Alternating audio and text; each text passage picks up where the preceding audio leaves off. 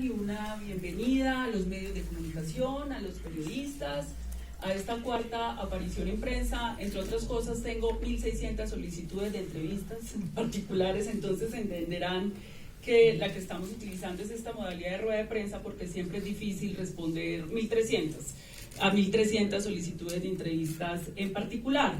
También un saludo a las organizaciones de la sociedad civil, a los miembros del equipo de gobierno de Hacienda, del Ministerio de Salud, del Congreso de la República, específicamente de la Comisión Séptima de Cámara de Representantes, a las organizaciones de la sociedad civil, médica, de hospitales y de los distintos gremios y a la opinión pública en especial, por acompañarnos en esta rueda de prensa que es muy importante para nosotros. Convocamos esta rueda de prensa por una razón, es porque nos corresponde con responsabilidad al país responder frente a las mentiras, tergiversaciones e infundios que se han lanzado frente a la opinión pública en los últimos días de manera irresponsable, sin fundamentos, sobre situaciones del presupuesto y la financiación de la salud.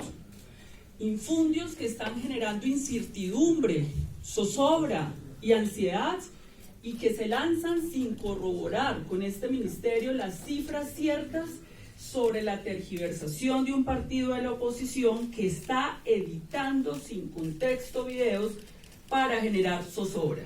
Nos corresponde como gobierno dar la tranquilidad a la ciudadanía, a la opinión pública y al sector salud de que estamos actuando con el nivel técnico, con toda la responsabilidad del cuidado de la vida de los colombianos, y es por eso que estamos aquí con todo nuestro equipo a explicar y aclarar estas desafortunadas tergiversaciones que envilecen el debate público, que debería hacerse con altura y que debería hacerse, en un nivel de argumentación.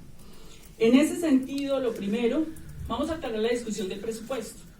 Como muy bien lo manifiesta el Ministerio de Hacienda, persona delegada por el ministro doctor José Antonio Ocampo, el país está en un déficit fiscal. Hay un déficit fiscal y ese es el punto de partida frente a cualquier análisis presupuestal. Lo segundo, el presupuesto no está aprobado, está en una discusión en el Congreso de la República y en una negociación. Como el acuerdo de paz, el presupuesto opera hasta que todo no esté acordado, nada está acordado y corresponde una votación. Tercero, la presentación que se hizo en la Comisión Séptima de la Cámara de Representantes se hizo en el contexto de una negociación con el Ministerio de Hacienda en ciernes. Estaba enterado el Partido Centro Democrático que justo esa mañana, paralelo al debate de control político, estábamos en un proceso de negociación que aún se mantiene con el Ministerio de Hacienda, porque esto es un proceso, no es un hecho, y eso lo conocía la oposición y lo omite en las intervenciones que hace. Siguiente elemento, el Ministerio de Salud entra a esta negociación presupuestal con un gol en contra. Es que tenemos un déficit de 5.5 billones de pesos que dejó la administración anterior. Siguiente diapositiva. Esto fue informado al Congreso de la República y Hacienda. Estamos entrando a negociar un presupuesto con un déficit que ya se proyecta inclusive a 5.7 billones. Eso es entrar a una cancha con 2 goles en contra. Y esto lo dejó la administración anterior. Y esto lo conoce el Congreso de la República, la Comisión Séptima, y esto se le omitió al país. Y ninguno de los denominados expertos entrevistados en las distintas medios de comunicación indagó por esto, porque se dedicaron a replicar tergiversaciones y mensajes de Twitter, y ese no puede ser la profundidad de un debate público de esta seriedad para la ciudadanía. En ese déficit de 5.5, que ya está proyectado para diciembre en 5.7, es una condición de desventaja para el Ministerio de Salud. En ese sentido se hizo una proyección. Proyección no es lo definitivo, porque estás entrando en un proceso de negociación inicial de 8.1 billones, de los cuales 6.6 venían del anterior gobierno y 1.5 de nosotros. Entonces tampoco es cierto lo que dicen los denominados expertos, que ellos fueron los que hicieron la proyección del 8.1. Inicialmente esa fue nuestra proyección, asumir los 6.6 más los 8.1. Pero con ese déficit de 5.5 más las necesidades expresadas por el propio gobierno para poder cumplir con el programa de salud preventiva, que es el compromiso del presidente, esto es una solicitud de casi 15 billones de pesos. Esto es más de la mitad de la reforma tributaria. Porque serían los 8.1 más los 5.5, que ya van a ser 0.2 de acuerdo a las proyecciones financieras, más 800.000 millones extra para cumplir con el programa de Gustavo Petro. 15 billones para solo un sector. Esto es más de la mitad de la reforma tributaria. Llama la atención que aquellos que se oponen a la reforma tributaria son los mismos que están diciendo que no hay plata para la salud. Es una contradicción y una incoherencia que se opongan a los mecanismos de recaudo de Hacienda para superar el déficit, pero a la vez acusen con desinformación que hay una desfinanciación de la salud. Evidentemente, es de sentido común, no se necesita ser economista, que a un solo ministerio no le van a dar 15 billones de pesos. Pues evidentemente, Hacienda solicita en el marco del déficit fiscal, hagamos los ajustes que se puedan hacer a ver qué podemos hacer. Y ahí es donde se hace un ajuste, donde evidentemente tenemos ese déficit de 5.5, más los 5.1 proyectados, y la solicitud quedan 10.6, la solicitud más grande, que es todavía muy alta. En esa discusión estamos, es que ustedes entienden que yo recibo esto en déficit. Es muy difícil la negociación en la que estoy. Pero aún así en esto, el presupuesto proyectado es el más alto de la historia de Colombia. No es cierto, no es verdad, y espero que esto salga con toda claridad, que se haya desfinanciado o disminuido el presupuesto de la salud. Es mentiras, y aquí lo voy a mostrar. Hay dos escenarios. Primer escenario, el de los 8.1, donde está incluida inclusive nuestra propia solicitud. En este escenario, entendamos, porque esto hay que hacer una pedagogía también ciudadana para que la verdad, digamos, aflore. El presupuesto de salud se financia por los recursos parafiscales de las cotizaciones de los colombianos. Esas cotizaciones de los colombianos son cotizaciones que no van con cargo al presupuesto de la discusión que va a dar el Ministerio de Hacienda con el Congreso de la República, pero son recursos parafiscales con destinación específica, que son el régimen contributivo. Los recursos del régimen subsidiado van con cargo al presupuesto general de la Nación, pero dado que en Colombia hubo una reforma tributaria, donde los empleados aportaban, se les retiró la posibilidad, digamos, en un porcentaje a que los empleadores, aportaran. Parte de ese régimen contributivo también lo cubre el presupuesto general de la Nación. Entonces, sumando esos dos, haciendo claro que lo del presupuesto es una parte y lo del régimen contributivo no entra, en el primer escenario, con un incremento de la UPC del 14.97, porque la UPC está en el 8.5, en este escenario se aumenta a 14.97, se aumentaría el presupuesto a 86 billones. Más del 8% del PIB.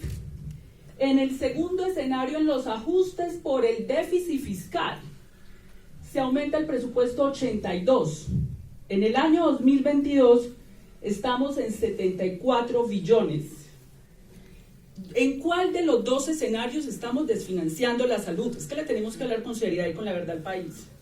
En los dos escenarios, en el de mayor ajuste, aumentan los recursos para aseguramiento, porque además de que se aumenta la UPC de 8.5 a 12 por encima de la inflación calculada del Banco de la República, que está hablando del 9 y el 10%, se está aumentando 600.000 millones de pesos para el régimen subsidiado, para igualación de la UPC, porque eso es una orden de la Corte Constitucional, para que haya equidad en este país.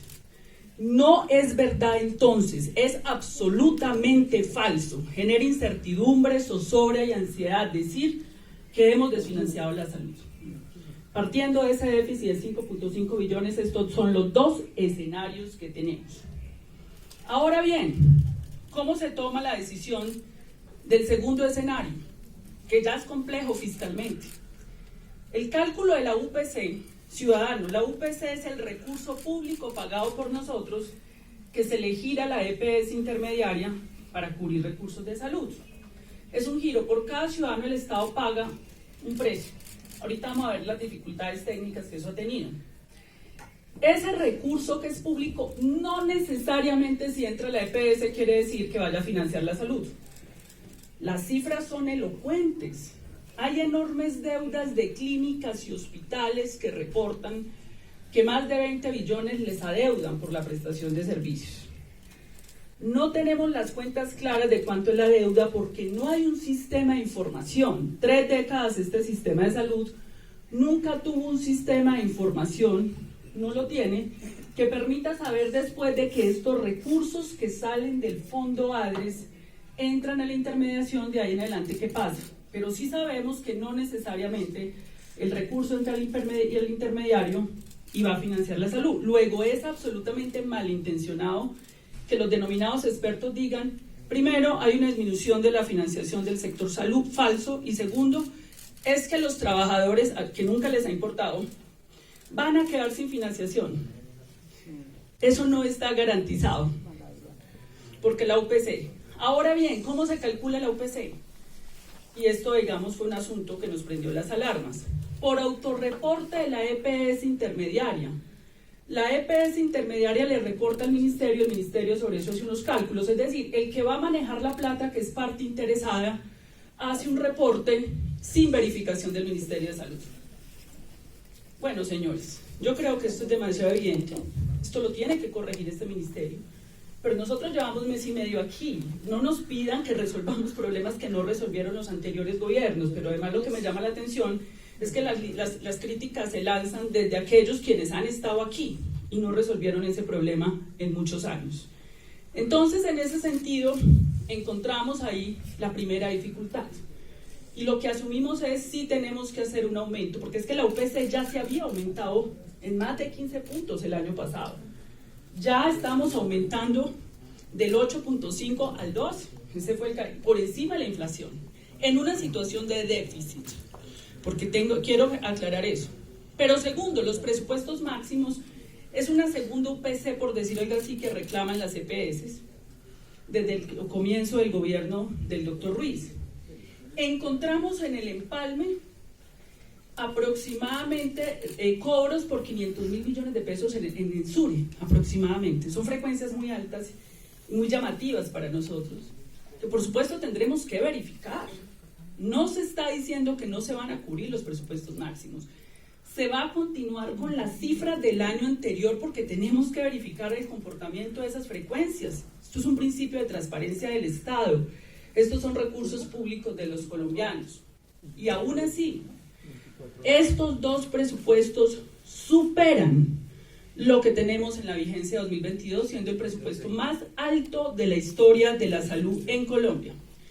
Dentro de este presupuesto también está incluido 1.3 billones del programa de salud preventiva. Porque es que han dicho también que nosotros vamos a inducir una crisis de la salud. La salud ya está en crisis, señores y señoras. Estamos en medio de la crisis.